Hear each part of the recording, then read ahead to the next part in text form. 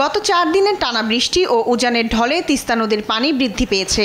রোববার রাতে dahlia barrage পয়েন্টে তিস্তার পানি বিপদসীমার 35 সেন্টিমিটার উপর দিয়ে প্রবাহিত হয়। তবে সোমবার সকাল থেকে পানি কিছুটা কমতে শুরু করে।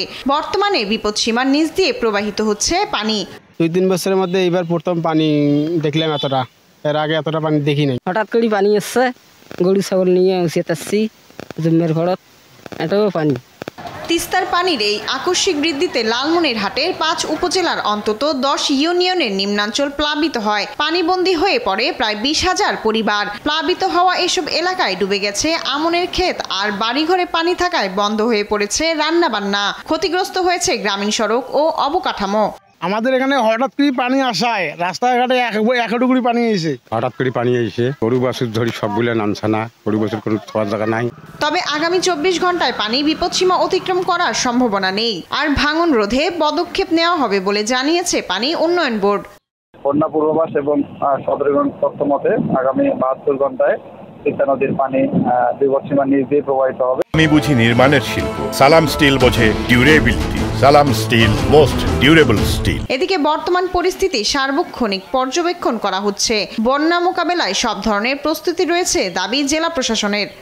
চলমান বন্যায় আমাদের সকল প্রস্তুতি রয়েছে। কিভাবে? যেমন শুকনা খাবার আছে আমাদের মানুষের দেওয়ার জন্য, 30 কেজি চাল আছে।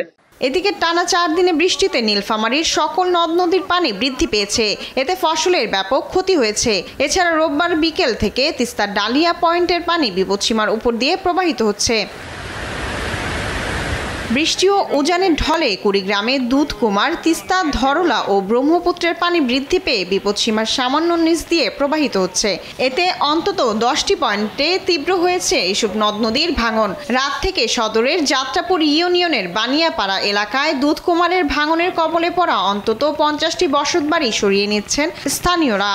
অবস্থা বর্তমানে খুবই ভয়াবহ। কালকে রাত 10টা থেকে যেরকম ভাঙনি হইতাছে দেখতেছি, প্রায় 60-70টা বাড়ি বিলীন হয়ে গেছে। স্থানীয়রা জানান, দীর্ঘদিন ধরে স্থানীয় পানি উন্নয়ন বোর্ডের সাথে যোগাযোগ করেও ভাঙন রোধে কোনো সমাধান পাননি তারা। এ কারণে ঘরবাড়ি হারিয়ে নিঃস্ব হয়ে পড়েছেন তারা। বাড়ি ঘর কোনো আটকা যাবে না, সব বাড়ি ঘর ভাঙি চুরি যাওয়া লাগছে। দ্রুত তিস্তা খনন বা মহাপরিকল্পনা বাস্তবায়নের দাবি এলাকাবাসীর। শায়লা খান, নিউজ ডেস্ক, দেশ টিভি।